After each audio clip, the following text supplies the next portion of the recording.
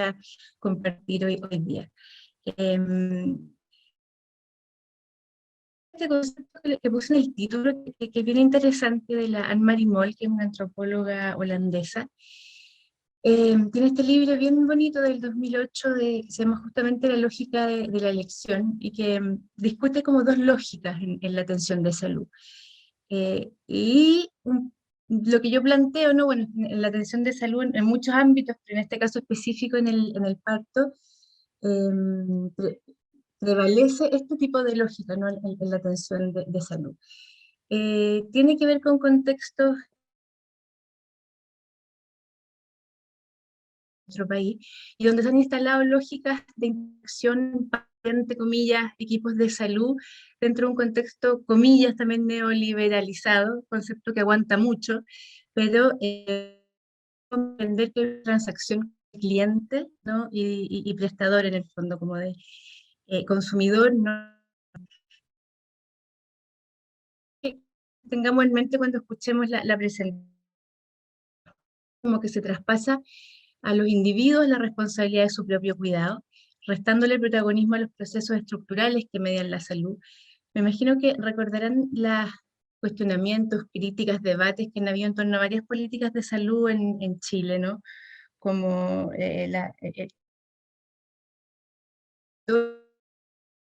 tú tienes que alimentarte bien, tú tienes que hacer ejercicio, tú tienes que... eh, y por supuesto sin entender o sin poner el foco, la atención que merecen, ¿no? Los factores estructurales. Y está esta ilusión de que uno puede, ¿no? Hacerse agente de su salud y tomar las, comillas, mejores decisiones, una especie de, de yo fui el que no pudo. Eh, Pongo también en cursiva para que vayamos trabajándolas en el transcurso de la presentación, como si fuera este ser encapsulado, aislado, que puedo tomar todos estos elementos y decidir por mí misma, por mí mismo, en lugar de relaciones más colectivas, ¿no? De responsabilidad colectiva, que es justamente lo que también Anne-Marie Moll trabaja como la lógica de cuidado, sería una lógica de cuidado colectivo. Y acá lo importante, sobre todo en este ejemplo que va a ser el parto, es entender que hay muchas fallas en este supuesto, ¿no? De que los, comillas, pacientes comprenden sus opciones y siempre son capaces de tomar decisiones libres sobre la naturaleza de la atención médica, porque la mayoría de las veces la gama de opciones es limitada, en algunas personas no se basa en la evidencia, y más aún la posibilidad de elección, por lo menos no para todos o todas, sobre todo para los que están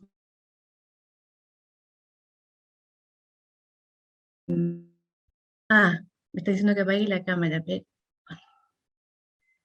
Me la apagaron ustedes, parece, ¿no? A ver, espérenme un poquito que me pasa algo con la... Sí, ya está apagada, ¿Me, pero igual la conexión está bastante débil. me escuchan muy cortado? Yo tengo, me parece que estoy con conexión completa en el... Espérense un poquito. Acá. Estamos sin cámara. Me sale conexión completa. ¿Qué más hacemos? ¿Ahí me Mm, escuchan? Ahí te estamos escuchando, pero no estamos viendo tus diapositivas ya. Sí, las dejé compartir. ¿Sabes lo que voy a hacer? Espérenme un segundo. Me voy a acercar al router. Eso quizás puede ayudar. Ok, Espérame un poquito. Voy a estar en un lugar, un segundo, para... Yo creo que lo que pasa es que estamos como con tormenta de viento, una tormenta primaveral, y eso puede estar interfiriendo en la conexión. A ver, por acá, ¿cómo me escuchan? ahí se está Aló, escuchando. Cualquier cosa te avisamos. ya. Por favor, me hablas porque cuando proyecto dejo De ver de las ver el notas chat. y el chat, sí. Sí, perfecto, ya. Entonces, muy brevemente algunos como elementos conceptuales. Acá desde la antropología médica crítica, entender que la biomedicina es un sistema cultural de valores, ¿no? No está libre de valores. Estamos hablando además de un proceso que entra como en la comprensión de la medicalización del ciclo vital, en este caso femenino. Es decir, cuando la jurisdicción de la medicina moderna pasa a controlar, ¿no? Elementos que no necesariamente deberían ser objeto médico, ¿no? En este caso se practica una serie de intervenciones de rutina muy invasivas, incluso en procesos que son saludables. Todo el tema de cuerpo, de embodiment en las ciencias sociales, el cuerpo con el cruce con género, con poder, ¿no? Y aquí todas las preguntas por de quién es el parto, ¿no? Porque lo que pasó, ¿no?, en la historia de la medicina moderna es que se expropió a las mujeres, a las familias de este evento, que era un evento comunitario, se transportó, se traspasó a los hospitales, y se quitó el conocimiento autoritativo de las mujeres, sus saberes encarnados en el fondo se desautorizaron y se reemplazaron por los de la biomedicina. Acá también otro concepto que me imagino habrán escuchado ya, de violencia obstétrica, que es un concepto latinoamericano que justamente apunta a esta violencia que es la que desapropia, desempodera, quita, ¿no?, este saber de las mujeres y lo toma, lo transforma en este conocimiento autorizado, ¿no?, que es también una violencia de un tipo estructural. También como contexto conceptual, esta dicotomía bien interesante que se reconoce, ¿no?, y se encuentra en los imaginarios en torno al parto y en muchos de los discursos del personal de salud, que son como estos dos polos opuestos, ¿no? Como que o el parto tuviera que ser medicalizado en instituciones con toda esta tecnología invasiva, intensiva, o fuera como en comillas en las cavernas. Que a mí me da risa porque como soy antropóloga muchas veces me dicen, usted quiere que volvamos a parir como en las cavernas, ¿no? Y no hay espacio para lo que más usualmente pasa, ¿no?, que son partos con tecnología a mano, pero que respeten los procesos fisiológicos o los cursos que la mujer quiera darle, ¿no? Porque tenemos los recursos y los elementos en el mundo contemporáneo para que sean partos que tengan intervenciones cuando son necesarias, ¿no? Entonces también operan muchas de estas como extremos que juegan muy en contra de transformaciones como paradigmáticas en el modelo.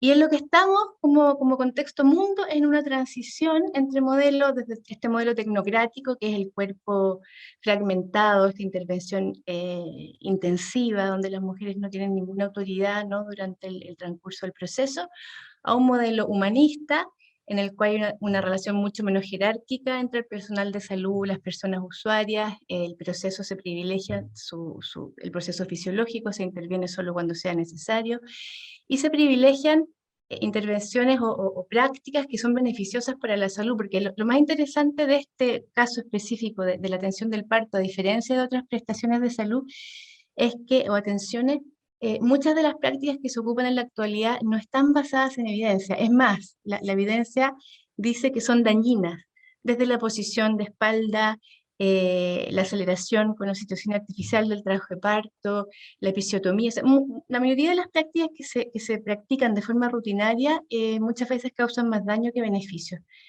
Son beneficiosas solo cuando son necesarias para algún problema médico. Entonces es interesante cómo llegamos a un modelo como de cadena de montaje en este proceso, cuando se sabe hace muchas décadas que causa daño. Brevemente, Chile, tenemos un modelo de atención excesivamente medicalizado. Casi todos los partos ocurren en hospitales, en clínicas. Si bien está aumentando el parto en casa, no está regulado y por tanto no está cubierto por los seguros de salud. La atención privada del parto ha ido en aumento en las últimas 2 décadas y ahora constituye el 30% de los nacimientos. Las cesáreas superan el 50% de los nacimientos, lo cual es muchísimo. Llevamos 2 décadas de políticas y de programas y de un intenso activismo, tanto en la región como en nuestro país, que aboga, que busca, ¿no?, estos partos, comillas, respetados, humanistas, ¿no?, y buscan también tipificar la violencia obstétrica. Está tipificada en varios países de Latinoamérica y en Chile la ley Adriana, que la habrán quizás escuchado, ya está avanzando en el Congreso. Desde el 2008, acá les muestro, esa es la portada del Manual de Atención Personalizada en el Proceso Reproductivo del Ministerio de Salud. Entonces van casi 15 años, ¿no?, desde este programa que intenta justamente implementar este parto más, comillas, respetuoso, con menos intervenciones de rutina, etc. Va de la mano con el sistema, con el Chile Crece Contigo, y como aquí hay varios hitos, ¿no? Los que están en color más rojo son los internacionales. La Organización Mundial de la Salud emitió el 2014 una declaración para la prevención y erradicación de la falta de respeto y maltrato en la atención del parto, lo que en Latinoamérica llamamos violencia obstétrica. En el 2018 el manual de intraparto para una experiencia positiva del parto. Y esto es bien interesante porque ese manual transita, ¿no?, desde una atención que era basada principalmente en criterios técnicos, no médicos como de cuerpo físico, a criterios mucho más basados en las dimensiones psicosociales del cuidado, ¿no? Como por eso se llama de la experiencia, comillas, positiva del parto. También cada vez más un reconocimiento internacional de la gravedad de los abusos que se cometen en la atención del parto, que ha hecho que se transforme en un tema que está en las agendas de salud pública de muchos países, ¿no?, en la actualidad. Este es el manual que les contaba, el de Chile, que busca, ¿no?, instalar estos elementos, ¿no?, de dignidad, respeto, acogida en el momento del nacimiento. Muy brevemente, pero les cuento que acá el material viene de un proyecto FONIS sobre cesárea y una encuesta sobre experiencias de nacimiento en Chile que hicimos desde el Observatorio de Violencia Obstétrica el año 2017, que fue gigantesca porque tuvimos cerca de 20.000 respuestas, y luego de limpiar la base, llegamos a una base, aquí lo ven, de más de 11.000 respuestas, y lo que yo analizo son las más recientes, las cerca de 6.000 experiencias de parto entre el año 2014 y el 2017, y cerca de 9.000 testimonios de parto que fueron narrativas más extensas de testimonios de nacimiento. Un material gigantesco que solo pudimos analizar gracias a la ayuda de muchas alumnas y colaboradores voluntarios. Y vamos viendo ya los resultados, y vamos a ver cómo las trayectorias, ¿no?, los circuitos de atención. Voy a explicar en un par de láminas más cómo se organizan los subsistemas de atención de salud, que son bastante distintos, pero hay distintas posiciones, por supuesto, ¿no?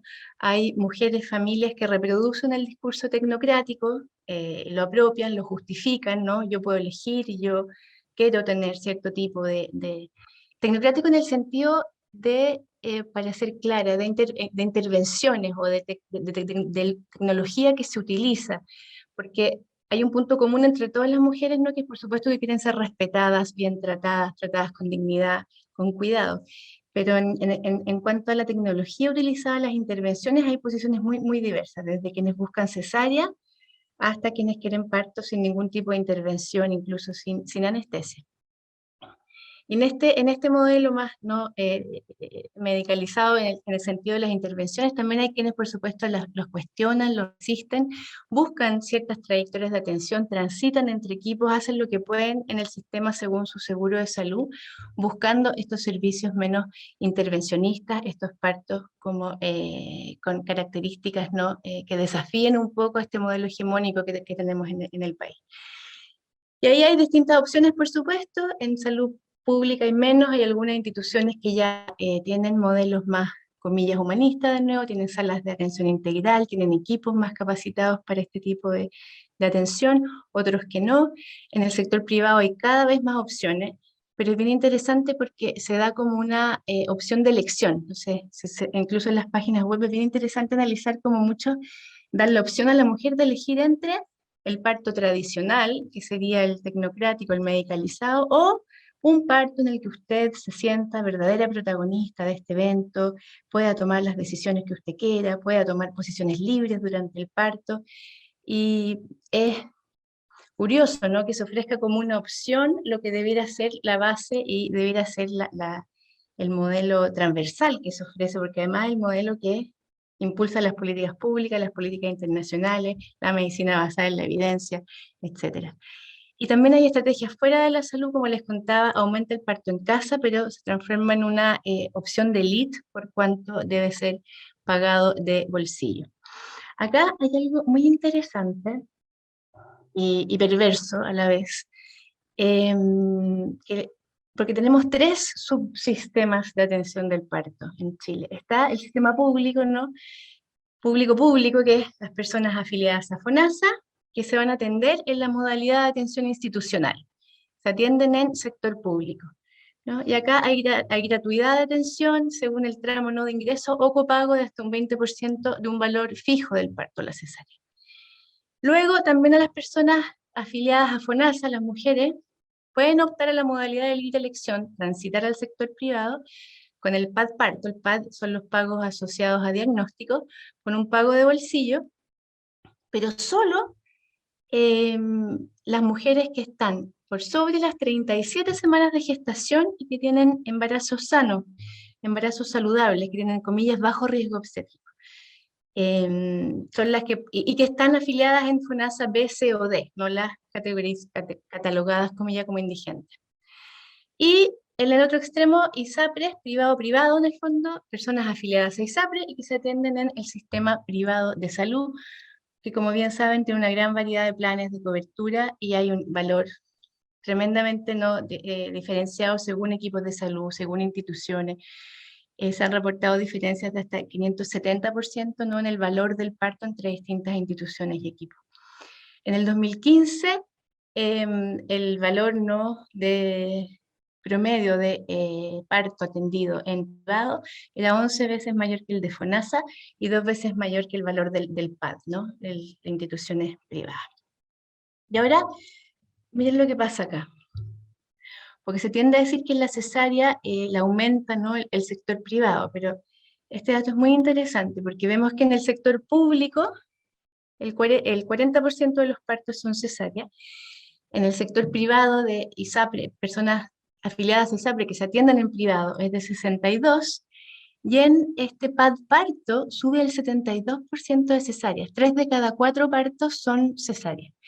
Esto es más grave aún cuando entendemos que el 25% de los partos del país se están atendiendo en los últimos años a través del PAD parto. Entonces, la cesarización de los partos responde principalmente a lo que está pasando con el PAD parto. Y son las mujeres más, comillas, saludables del sector público de atención. O sea, mujeres que tras la semana 37 y de bajo riesgo obstétrico deberían tener una bajísimo porcentaje de cesáreas, deberían tener principalmente partos vaginales y con pocas intervenciones. Sin embargo, tienen muchas más cesáreas que los otros dos subtipos. O sea, acá pasan otro tipo de fenómenos y acá empezamos a ver, bueno, cuáles son estos mecanismos, como les decía, comillas, perversos. Esto estamos publicando un capítulo ahora con todo este detalle, porque además en los últimos años han habido investigaciones de varios equipos de economistas del país, entendiendo que además la fuga de recursos que está sucediendo de FONASA al sector privado en el PAD es brutal. O sea, más de la mitad de todas las prestaciones que se hacen por PAD en todas las categorías de PAD que hay en el país se hacen por parto. Entonces, todos esos recursos se podrían estar reinvirtiendo en salud privada, sin embargo, no se están utilizando, ¿no? ¿Y qué pasa? Y esto también está bastante investigado, hay varias publicaciones de las últimas 2 décadas, tanto en el mundo como en Chile, que con los sectores privados, cuando hay pago por prestación, como es el caso de Chile, hay un incentivo económico que es tremendamente perverso. O sea, a diferencia del sector público, donde se paga por turno, se paga independientemente de la cantidad de partos vaginales o cesáreas, en el privado, la cesárea permite programar, organizar la agenda y se paga por prestación y permite optimizar el tiempo, ¿no? Porque en una cesárea un médico obstetra se demora alrededor de 1 hora, y en un parto vaginal se puede demorar muchísimas horas. Y acá hay algunas citas, ¿no?, de estos del proyecto FONIS que les contaba. Como el costo alternativo del parto normal es muy alto, se hace en cesárea.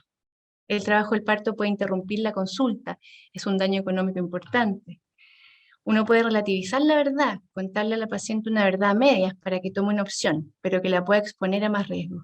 Entonces acá empezamos con esta idea de, por eso el título, ¿no?, esta lógica de la elección. Yo puedo elegir, yo puedo ir, ¿no?, y pedir cierto tipo de parto, qué tipo de información voy a recibir, cómo vamos a, comillas, negociar, ¿no?, las preferencias, las opciones, y lo que vamos viendo es que acá citas de mujeres, ¿no?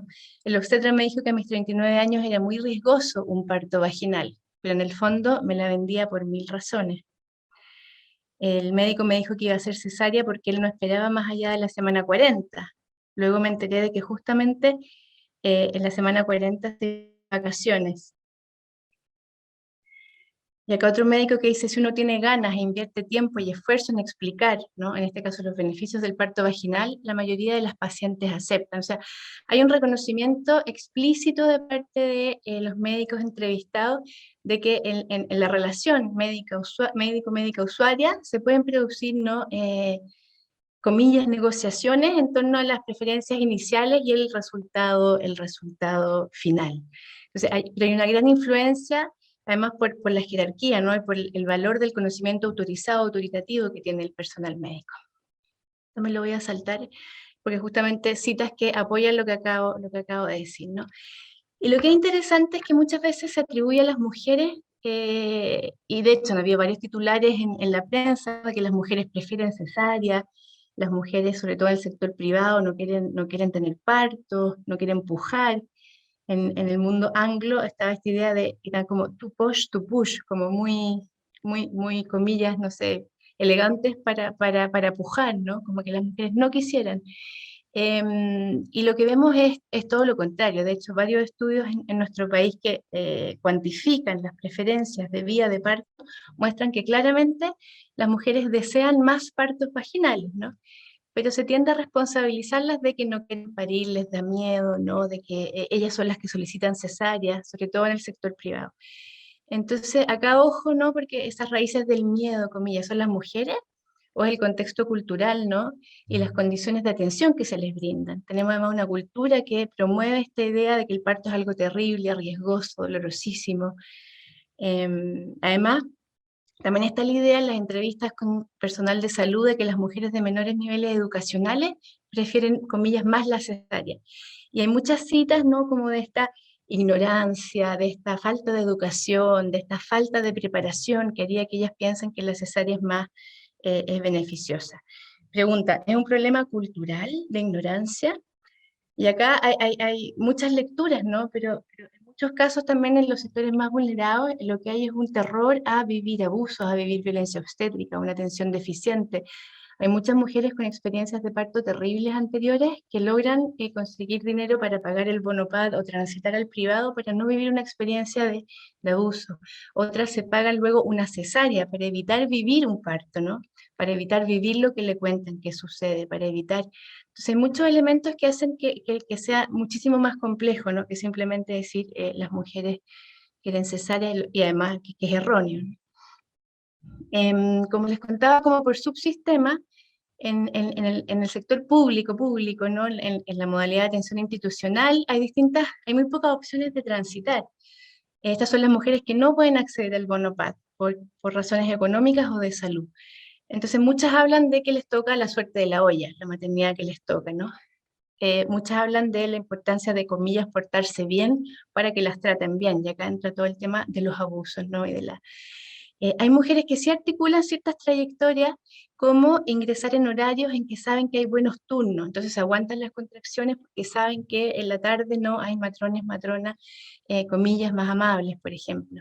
Hay mujeres también que hacen estrategias un poco más arriesgadas, si se quiere, comillas, que llegan en trabajo de parto muy avanzado a una maternidad de buena reputación, donde ya no las pueden derivar de regreso a su maternidad que les correspondía, ¿no? Porque, por ejemplo, era una maternidad con peor reputación.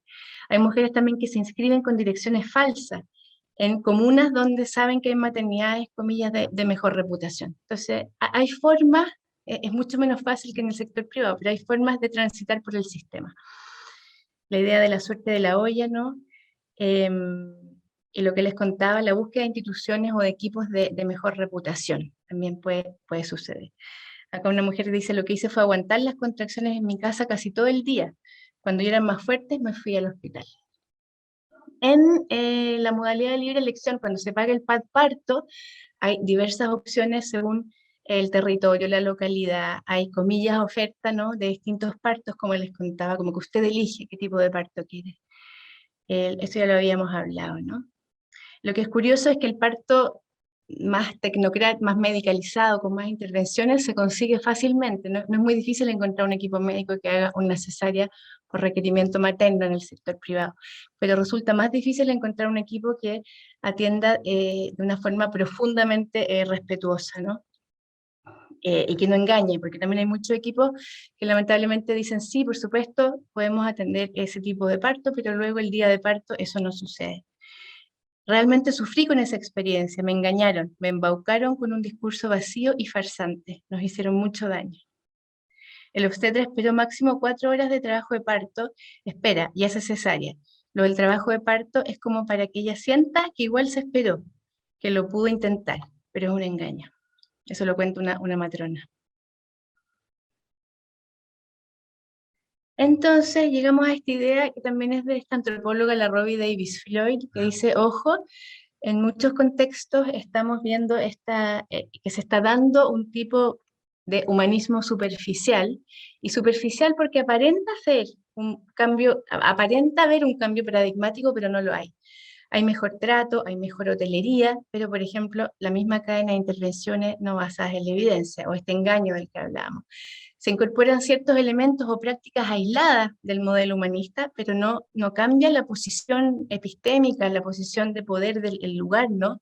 Esto que decíamos de no reconocer el saber de la mujer de su familia. Se perpetúan los abusos de poder y la negación de las usuarias, ¿no? Como sujetos epistémicos. Y de esto se da mucho en nuestro país y en contextos de esta como transición, ¿no? Y donde el mercado se abre a dar estas opciones de partos de otras como características. Y acá también lo que hablábamos desde el inicio, ¿no? Que se traspasa a las mujeres la responsabilidad de no haber tenido el parto que ellas deseaban, por distintas razones, ¿no? Y acá el cruce completo con género, ¿no? Porque no se prepararon lo suficiente, no se informaron, las mujeres de sectores más vulnerados, ¿no? Porque son ignorantes, comillas, siempre comillas, porque son cobardes, porque son fundamentalistas o radicales y quieren estos partos sin anestesia de las cavernas, ¿no? Las mujeres que tienen hijos a mayor edad porque posponen la maternidad, ay, se me pasó la lámina, o en el sector público porque, comillas, no se cuidan, no tienen, comillas, estilos de vida de riesgo, ¿no? Sobrepeso, obesidad, etcétera, etcétera. La incapacidad física, emocional de pasar por el parto, o sea, es infinita la lista de apelativos, ¿no? Y de etiquetas que se le ponen a las mujeres y que luego muchas internalizan. Y es interesantísimo y grave, ¿no? Ver cómo se reflejan estas opiniones de los equipos de salud que encontramos en testimonios, con luego las mujeres cómo describen sus propias experiencias de parto y cómo muchas de ellas se culpan. Por ejemplo, hasta hoy me culpo por no haber estado informada, me culpo por no haber tenido la capacidad ni el empoderamiento para decir no quiero esto. Debido a mi falta de experiencia física y emocional, me sentí muy disminuida. Mi hija no llegó a esta vida como se merecía porque fui una primeriza cobarde. Me decían que la preeclampsia era culpa mía por no haber cuidado mi embarazo, etcétera, etcétera, etcétera. Hay muchos de esto que hablábamos del engaño y que las mujeres se culpan por no haberse dado cuenta de que las estaban engañando.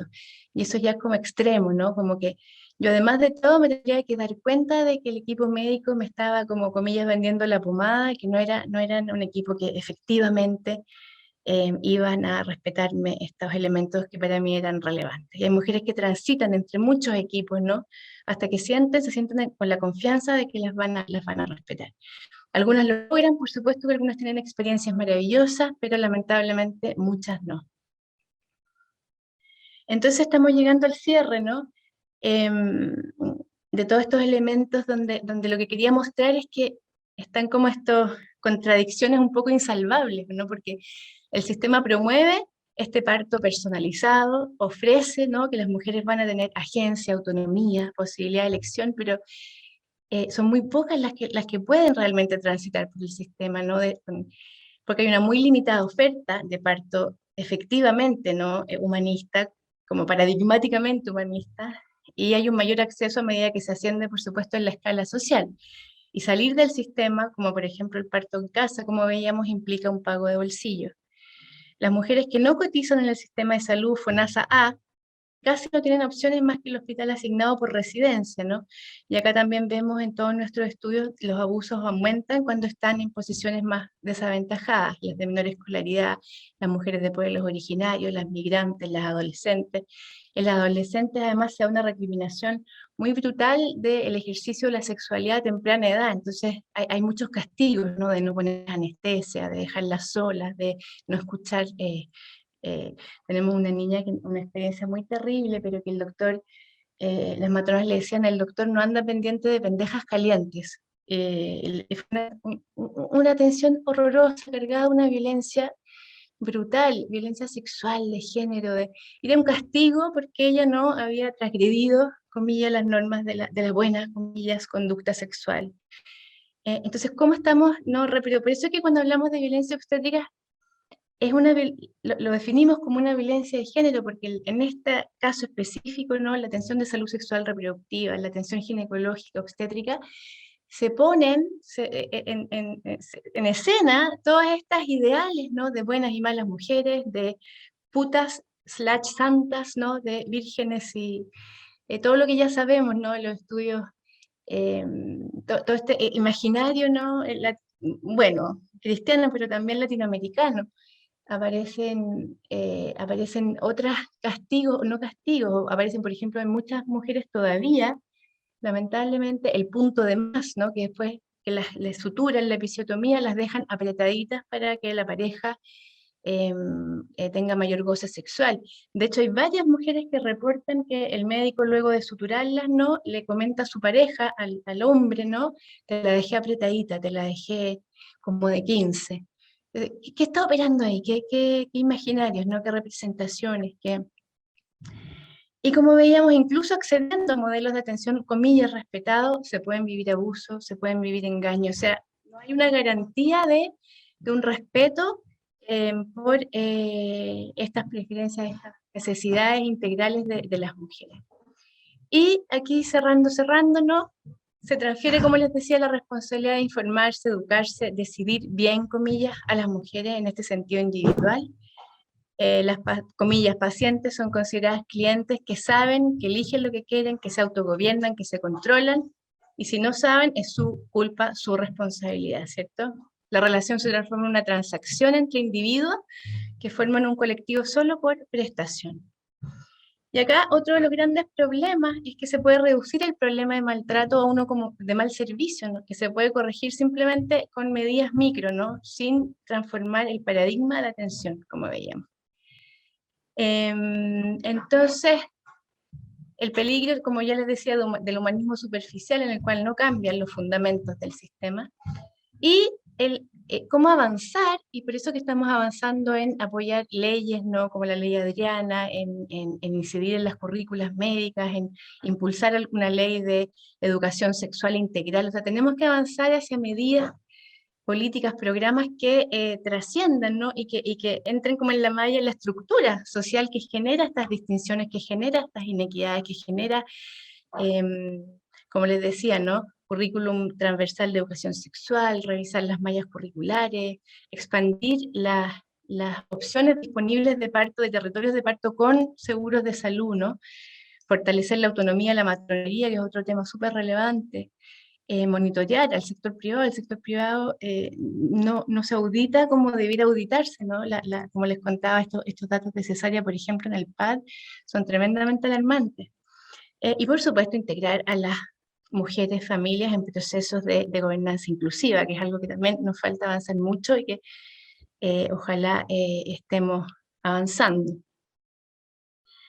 No sé, espero que se haya escuchado, porque...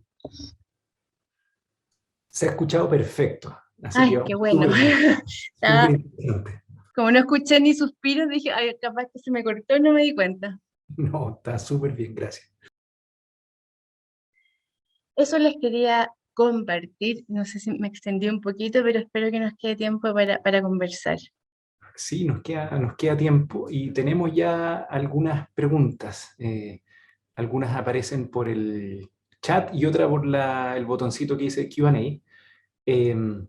Y voy a partir con el chat. Ahí Antonia Díaz Valdés pregunta, dice, sería interesante ver la perspectiva de aquellas mujeres que viven violencia obstétrica, pero por partos humanistas forzados y la negación de tratamiento, entre paréntesis, necesario. Me refiero a cómo los doctores y doctoras ponen en riesgo la vida de mujeres y sus hijos, porque es natural, etc. Interesante el comentario, pregunta.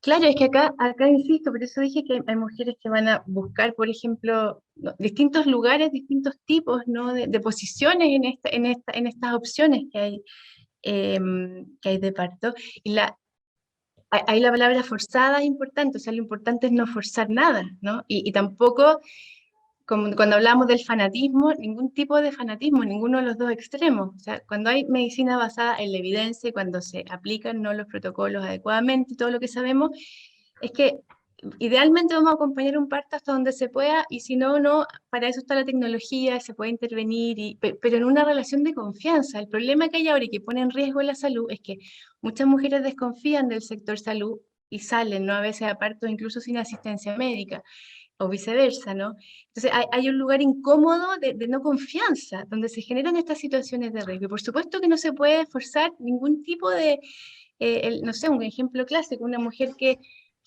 pasa también, por supuesto, que ha tenido varios partos muy medicalizados o cesáreas, ¿no? Y que llega a un hospital donde instalaron este modelo de parto más, comillas, natural, eh, y la hacen subirse al balón y le proponen un parto en movimiento y que si quiere intentar sin anestesia, pero a ella eso le da mucha inseguridad porque ella no conoce, ¿no? Entonces, por eso el concepto de personalizado, que es propio de la política de Chile, ¿no?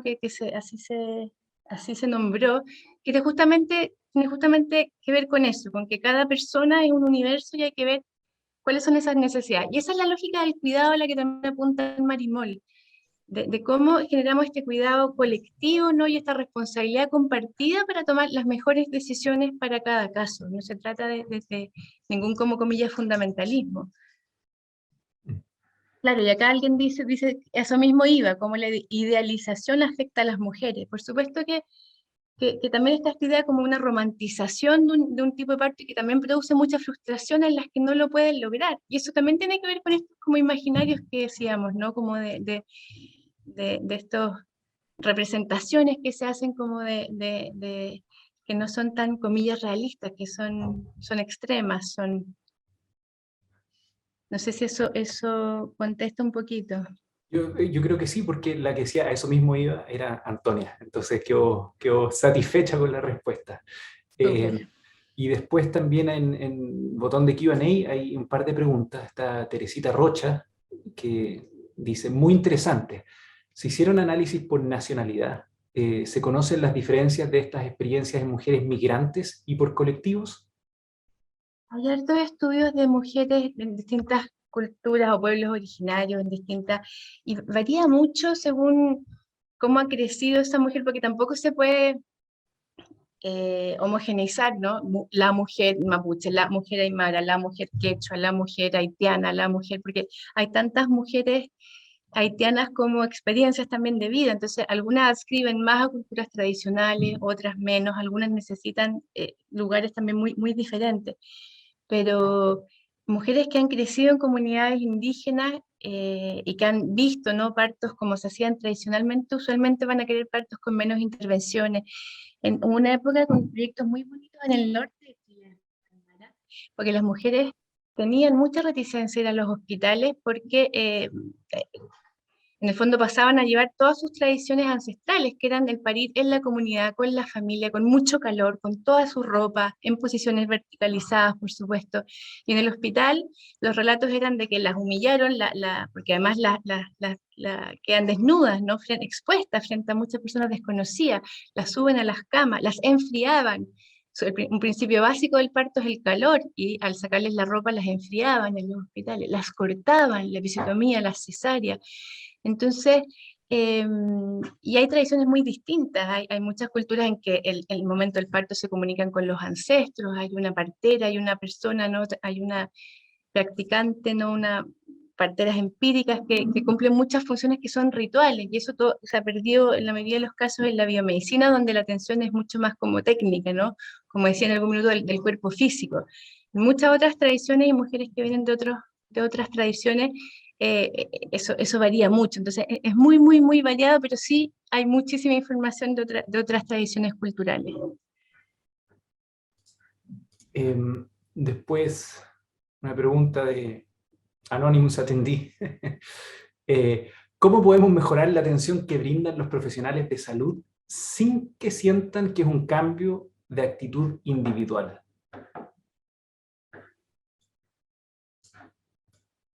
A ver, A ver si entiendo la pregunta, yo creo que es un poco lo que mencioné muy al final, pero un cambio de paradigma es justamente eso, o sea, a ver, en la educación biomédica, de nuevo, ¿no? Si miramos los currículum educativos, que también hay harta investigación muy bonita sobre eso, siguen siendo principalmente de corte, comillas, tecnocrático, en este sentido de cuerpo físico preponderante, ¿no? Lo patológico como lo preponderante. Las carreras médicas tienen una batería de cursos, los más importantes son anatomía, patología, fisio, o sea, todo lo que tiene que ver, ¿no? Y los cursos como anexo, los de menor creditaje, son estos cursos psicosociales. Entonces, Mm. hay una formación en desmedro de lo integral que se va reforzando, ¿no? A través de la educación médica. Y ahí hay un trabajo súper importante que hacer de revalorar, ¿no? Todos estos elementos que son los que ahora se están buscando integrar en estos modelos más integrales de salud. Y es justamente un poco el choque que hay entre la medicina moderna, biomedicina, y las otras medicinas, las que llamamos comillas complementarias, alternativas, ¿no? Que son medicinas más integrativas. Entonces se está intentando complementar, ¿no? Estos modelos más holistas y cuando eso se logra a nivel más basal, ¿no? Es posible que profesionales de salud tengan estas miradas más integrales y que no dependa un poco de persona uno a uno, sino que ya sea un cambio más de base, más paradigmático. Eso se me ocurre. Luego, eh, preguntan, ¿en los testimonios existen diferencias entre el trato que otorgan médicos obstetras hombres y matronas y enfermeras mujeres? Qué buena pregunta. Em, Muy súper complejo y variado también, porque también hay que, hay que entender que la biomedicina permea a todos quienes la estudian y todos quienes crecimos en ella. Entonces, los principios como estos principios tecnocráticos se le enseñan a todos y todas las profesionales. Ahora, como carreras, en la matronería hay más énfasis en lo psicosocial quizás y en lo fisiológico que en la obstetricia, que la obstetricia es una rama de la medicina, ¿no? Están más preparados para atender las patologías. Entonces hay una tendencia a ver más patologías, ¿no? Pero tanto mujeres como hombres o profesionales de distintas matrones y u obstetras pueden ejercer o no distintos tipos de abuso. Y no hay, no necesariamente porque sean mujeres, no lo van a hacer o viceversa. Hay experiencias muy diversas. Y eso también varía mucho entre países, según cómo sean los currículum y cómo sea la descripción, un poco el perfil de egreso de las carreras. Em, pero habiendo dicho eso, también como que la literatura internacional se suele hablar como del midwifery model, así como que hubiera un modelo de matronería que usualmente es más holista que el modelo de la obstetricia, siendo las dos no complementarias en la atención médica. Pero en la mayoría de los países, como en Chile, la matrona es la encargada del parto fisiológico y el obstetra es el encargado de la complicación. Entonces ahí hay una diferencia que sí hace que haya cierta diferencia quizás en el trato. Después hay una pregunta de Nicolás Montalva que dice muy interesante todo. Tengo una pregunta más teórica sobre las tensiones entre la agencia y el hecho de que toda elección, en salud o no, está mediada por las condiciones estructurales, culturales, biográficas, etc. ¿Cómo podemos lograr, entre comillas, verdadera elección? ¿O Ujú. debemos, desde algún lugar, establecer tipos de partos adecuados y promoverlos? Y si es así, ¿no terminaría siendo lo mismo que la sociomedicina, pero con otro nombre y otras prácticas? Biomedicina, Que quise la decir. biomedicina dice que Biomedicina. claro, claro, Ya. claro, qué buena pregunta. Sí, es imposible, o sea, por eso, esto es una crítica justamente a esta posibilidad de que haya una lógica de elección, porque no, es, es, es como supone que podemos tomar elecciones como estos seres encapsulados, ¿no? Que estamos libres de influencias estructurales, ¿no?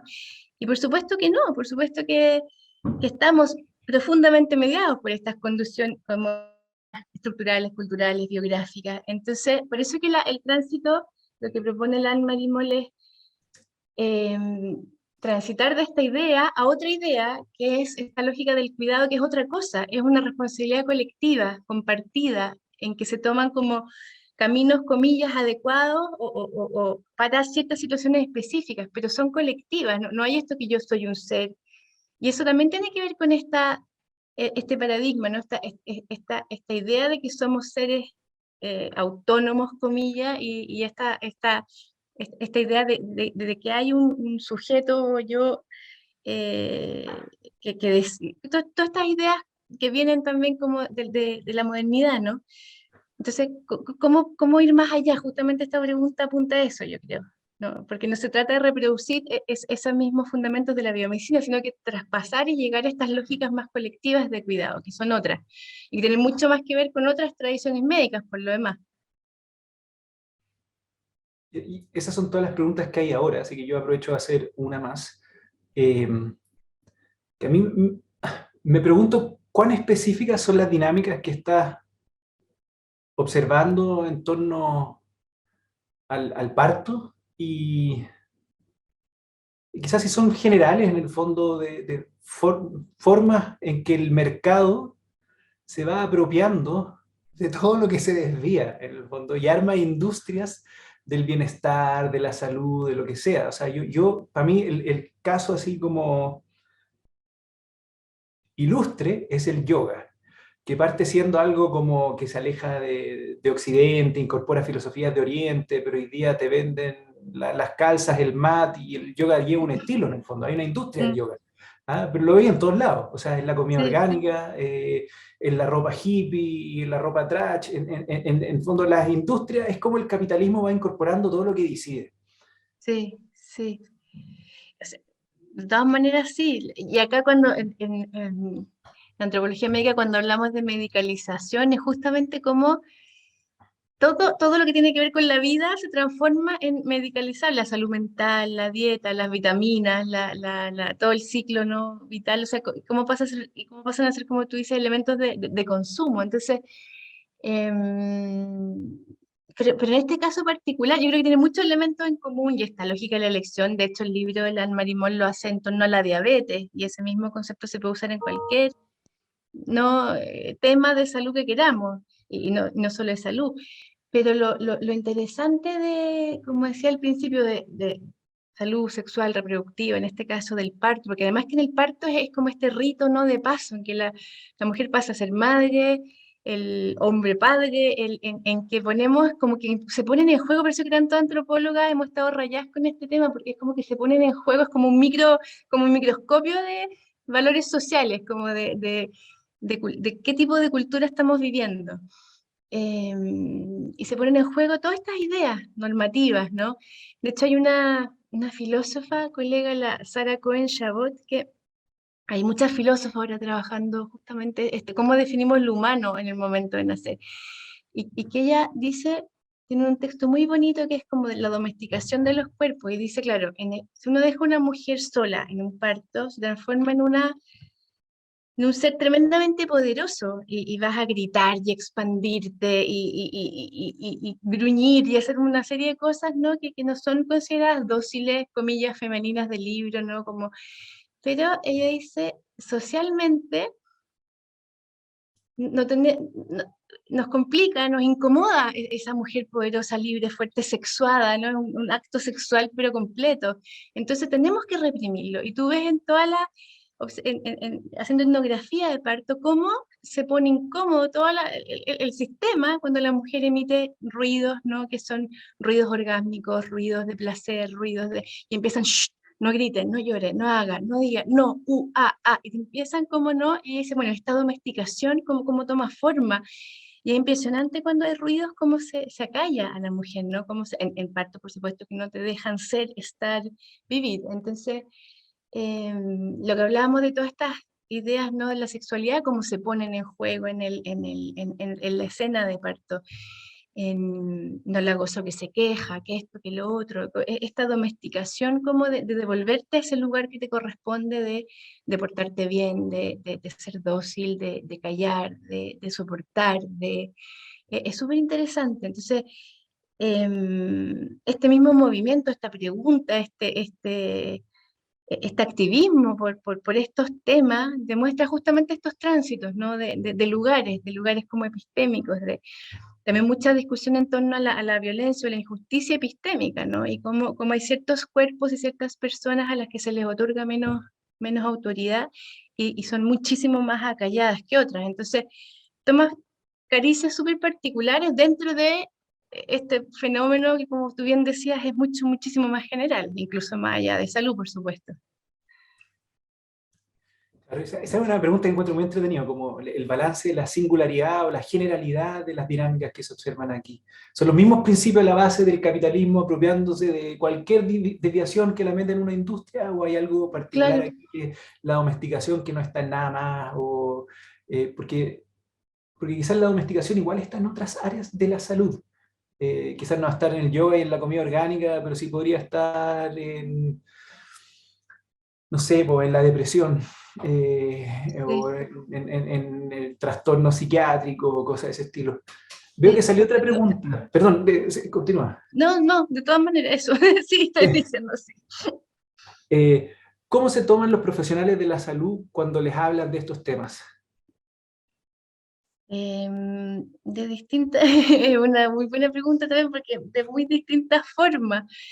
Em, Desde mucha pena hasta enojo, hasta tremenda comprensión. Yo creo que cuando empezamos a hablar, yo hice de este tema, yo hablaba cuando estaba haciendo mi tesis de título, y era como, ¿de qué está hablando? O sea, está loca. O sea, y generaba un shock así brutal, era como haber tirado una bomba atómica.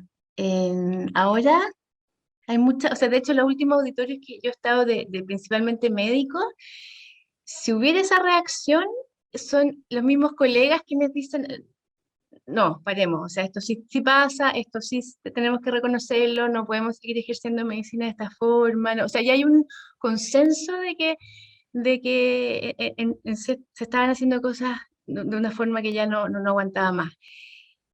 Porque de verdad la crudeza, la crueldad con que se puede llegar a tratar a una persona es impensable. Y además que, de nuevo, como esta contradicción como estamos dando a luz el momento en que nace un nuevo ser humano, en que lo estamos dando la bienvenida a la sociedad, al mundo, y ejercemos abusos de una crudeza especial y tremenda. Entonces, ¿qué pasa ahí? Entonces, cuesta, por supuesto, darse cuenta.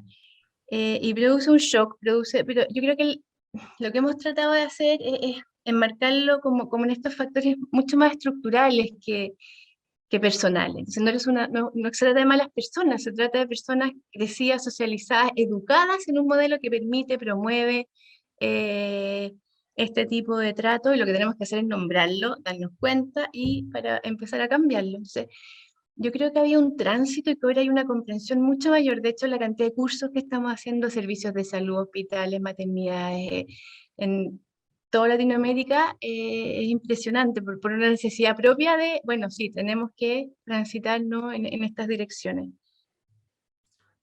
Y hay dos nuevas preguntas. Álvaro Castillo dice, ¿crees que las modificaciones al sistema de salud propuesto en la Convención Constituyente tipo Seguro Nacional de Salud pueden contribuir a tener partos más humanizados? Estoy pensando en la forma en que los sistemas de pagos actuales al personal de salud, procedimiento igual pago, son un incentivo a la medicalización. De todas maneras, o sea, como yo decía, hay que, o sea, y esto ya es ¿sabe? O sea, no se puede seguir promoviendo un sistema de pago por prestación, porque lo que produce son justamente estos indicadores absolutamente locos y fuera de toda lógica. Piensa que las mujeres, como decíamos, este parto que triplica las cesáreas, finalmente es por volumen, porque es un pack barato, entonces que la única forma de sacarnos el incentivo es aumentando la rapidez en que se sacan en el fondo. Entonces, de todas maneras hay que yo soy absolutamente de la idea de que hay que prevenir el pago por procedimiento, tiene que ser como en el sector público, que son pagos por turno. En sector privado, un modelo que está dando buenos resultados en algunos países del mundo son como equipos de obstetras que trabajan en grupo. Entonces, no es uno a uno en privado, sino que yo conozco a 5 obstetras me puedo seguir en el fondo con uno o con una más que otro, pero el día de parto me va a tocar el que esté de turno y se paga nuevamente por turnos, no por prestación. Eso reduce muchísimo la tasa de cesáreas, por ejemplo. Entonces, la respuesta es sí. De todas maneras, tienen que haber modificaciones al sistema de salud, al presupuesto.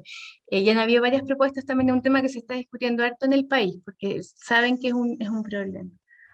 Y hay otra de Antonia, que Sé dice, que se se mencionó el mencionó, tema de los extremos, pero siento que la definición de un parto humanista como uno no intervenido puede ser sumamente violento, sobre todo para mujeres que requieren cesárea. Sí, esas mujeres me parecen igual de poderosas que las que tienen a su hijo en casa orina. De todas maneras, pero en tu discurso solo aparece como poderosa la que está sola y no intervenía. Así lo he entendido. Sí, quizá es un problema mío de comunicación, pero toda la razón. El parto humanista, yo creo que el foco es el protagonismo epistémico, no si tiene o no intervenciones.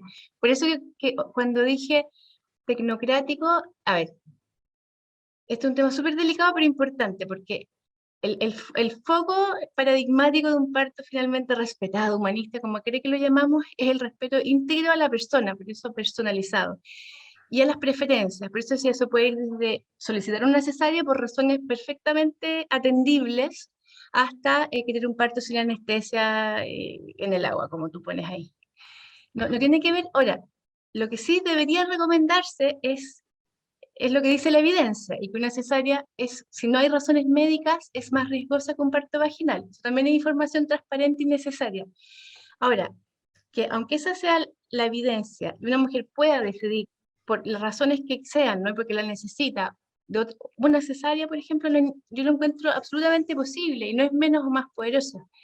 Lo que la hace menos poderosa es que no se le escuche, que no se le entienda, que no se la... Y por eso en los países, comillas, desarrollados, no hay problema en solicitar una cesárea, pero siempre con una consejería de por medio. En el sentido de que el personal de salud entienda que esa persona sabe y conoce los beneficios. Entonces, ¿qué es lo que dice la evidencia hoy día? ¿Qué es lo que es más saludable? Son partos sin intervenciones de rutina. Eso no quiere decir sin anestesia, tampoco es un parto, por eso que, o sea, como que yo sé que me puedo a veces equivocar en el lenguaje, pero no quiere decir sin anestesia, sin ninguna de las intervenciones. Y de hecho muchas mujeres van a tener partos con epidural, pero la epidural que ojalá sea móvil, no te impida moverte, que no te haga quedarte arriba de la camilla, que no te haga... Eso es todo lo que se está planteando hoy día la evidencia. Entonces, el parto humanista, muchísimo más que por si hubo intervención o no, si hubo cesárea o parto vaginal, es si la mujer se respetó en su saber encarnado, en su lugar en el mundo, en sus saberes, en sus necesidades, en sus preferencias. Mujer, me refiero a ella, a su pareja, a su familia. No sé si eso responde a lo que planteaba, a lo que preguntaba em, Antonia. y alguien está preguntando si se puede preguntar en vivo y Verónica ahí tiene el control, yo creo. Ya, José Cabezas levantó la mano y supongo que Verónica le puede dar la posibilidad, yo no sé cómo se hace eso. Hola, ¿me escuchan? Sí, Buenas tardes. Bueno, muy agradecido la presentación y de la discusión. En ningún momento quisiera decir o hacer creer que puedo saber a ciencia cierta lo que estoy hablando, pero sí me ha tocado acompañar un proceso de parto. Y en el caso de que mi compañera, efectivamente pasamos este proceso que describiste al final, en el cual se trabaja con un equipo de profesionales. Esto sucede en el extranjero. Y efectivamente existía este tipo de tómbola, ¿no? Por lo tanto, esta aleatoriedad, por así decirlo, daba mucha incertidumbre y desde la percepción que yo tuve, generaba mucho más estrés.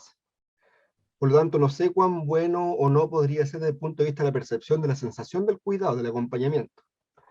Pero también quisiera poner sobre la mesa un tema que se ha tocado como tangencialmente, ¿no? Que es lo cultural.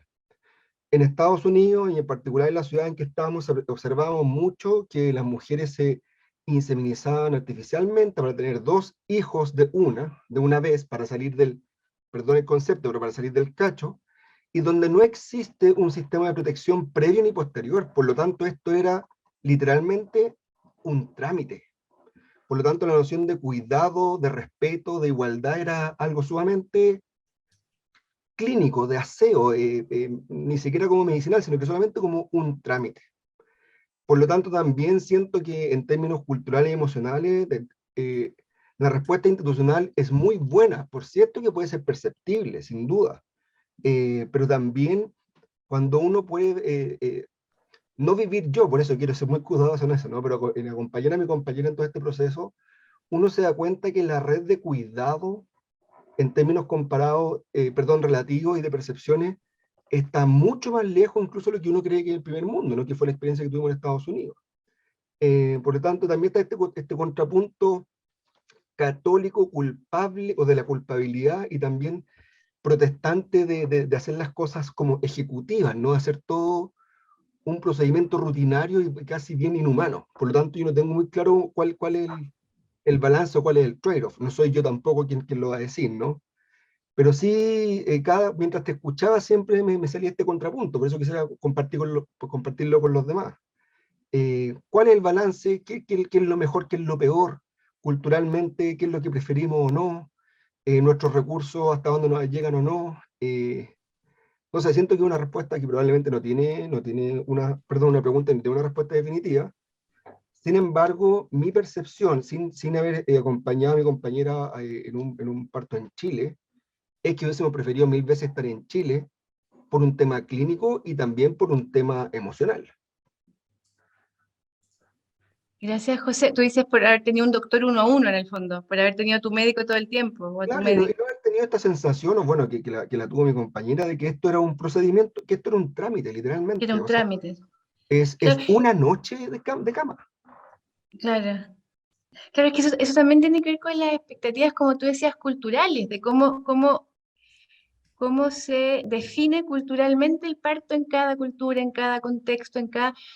Y ahí tú decías como, claro, no tiene respuesta, qué es lo que será mejor, qué es lo que será peor. Y esa es la gran pregunta, o sea, la pregunta, por eso te decía que ahora que es bonito que haya muchas filósofas estudiando estos temas, porque la pregunta es como, ¿qué sociedades queremos construir? ¿Qué tipo de seres humanos queremos ser a partir de este tipo de ritos? Entonces, el cómo lo definamos es bueno, es malo, pero marca, ¿no? una dirección, o sea, nos lleva a distintos lugares en el fondo. Si lo vamos a transformar en un proceso, no sé si se acuerdan de que me fascina ese libro, el Aldous Huxley, El Mundo Feliz. Bueno, y muchas de las no películas de ciencia ficción y igual literatura, ¿no? De cuando ya no nacemos de seres humanos, sino que nacemos en probetas en el fondo, porque ya simplemente, como tú decías, un trámite, ¿no? Se insemina artificialmente fuera del cuerpo y se nace en úteros artificiales y ¿por qué hay que dar a luz? ¿Por qué hay que...? Entonces, tú decías que es lo humano y justamente esa es la gran pregunta, pues ¿cómo queremos definirnos como humanos? ¿Nos queremos definir desde el cuidado, la compasión, el afecto, el abrazo, la contención compasiva?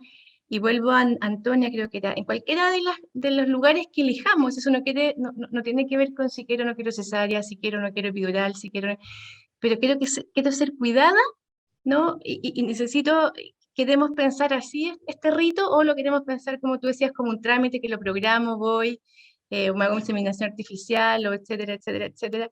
Y eso tiene que ver con, de nuevo, la pregunta por lo humano, ¿no? Eh, cómo nos gustaría pensarnos. Y justamente lo que hacen las políticas, en este caso, es decir, bueno, hay un lugar que nos gustaría aspirar a llegar, y cuando se habla de parto humanista, tiene que ver justamente con esto. Se usan estas palabras de respeto, de cuidado, de integralidad, ¿no? De retomar, recuperar ciertos principios que en un momento se llegaron a perder, ¿no? Se transformó en esta cosa como la máquina de salchicha. Entonces, es muy bonita la pregunta, porque justamente es como hacia dónde queremos ir. No sé si, como tú mismo dijiste, no hay respuesta cerrada, pero hacia dónde queremos ir. Ahí agradece José. Ahí dice gracias. No veo más preguntas. Quizás yo aporto con la reflexión de cierre nomás. Uno empieza a conectar como áreas de investigación. Yo por un tiempo me quedé harto a investigar temas como de salud mental positiva, así como satisfacción vital, que su correlato como más coloquial es felicidad, ¿ya? Y me acuerdo haber visto súper claramente la felicidad era un mandato social, y lo conecté mucho con esta idea como la domesticación que tuve en torno al parto. Por eso te decía, quizás en las áreas de salud se parece más, hay una generalidad de esta temática, que uno puede ir a observarla en casi cualquier área de la salud. Y detrás de este mandato social había industrias que las promovían y que eran soportes sociales de ese mandato. O sea, está la publicidad con Coca-Cola que te hace la promesa de un sujeto feliz en el fondo. Está la literatura de autoayuda que te ofrece los 7 pasos para ser feliz. Y también está la estrategia subjetiva de autoayuda, que uno instala la aplicación en el teléfono y se medita todas las mañanas. Entonces, vi muchas similitudes, porque del lado del parto y todo lo que lo rodea, las industrias son otras, eso sí. O sea, quizás la autoayuda puede estar por ahí también, pero es más específica, no es tan de audiencia general, sino de padres primerizos sobre todo. Pero está la industria del seguro de salud, que tú mostraste claramente esa figura donde las cesáreas se disparaban en la modalidad de libre elección, por ejemplo. La industria de la provisión de la salud, que también se cruza justo en esa figura. Entonces, yo creo que hay un bonito desafío aquí de quizás pensar súper en grande este tema y ver hasta dónde hay una dinámica universal y cómo va agarrando, cómo puede ser quizás más problemática en unos lados que en otros, porque uno dice ya que hay una industria de la felicidad, no es tanto, pero tú decías, pucha, la bienvenida al mundo de un ser humano, es otro el tenor también como de las implicancias que pueden tener estas dinámicas en la vida de las personas. Sí, qué interesante. Que nada, pues ya han salido bastantes preguntas, yo me imagino ahí están tus contactos online, pero si la gente que participa le interesa seguir haciendo preguntas, podrán intentar contactarte después. Realmente muy interesantes los temas que... Sí, por supuesto, disponible y como les contaba, hay como muchísima literatura de este tema. En los últimos 10 años se ha transformado en un temazo como desde muchísimas disciplinas. Entonces hay grupos de trabajo. Ahora en Europa hay un proyecto enorme en- de, de puerperio, posparto, pero interdisciplina total, viendo los efectos epigenéticos, los efectos a largo plazo de distintos tipos de intervenciones, de formas de nacer, de formas de... Súper, súper interesante. Y finalmente lo que decíamos, no da lo mismo finalmente, si nacemos con un abrazo o no, si nos sentimos cuidadas o no en esos momentos nosotros, los bebés, la familia, el mundo, la sociedad. Hay impactos a muy largo plazo. Em, Así que lo que quieran, lo que necesiten, por favor, sí, canal abierto y nos podemos comunicar.